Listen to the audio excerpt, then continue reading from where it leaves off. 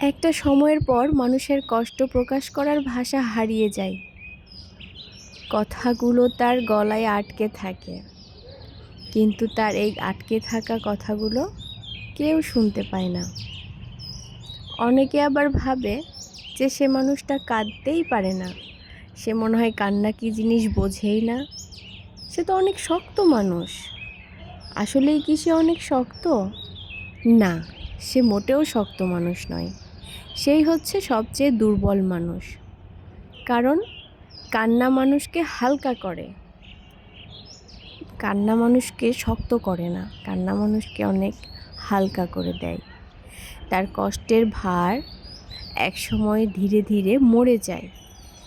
আর যদি আপনার কষ্টের সময় আপনি কান্না করতে পারেন, দেখবেন কান্না করলে অনেকটা হালকা লাগে।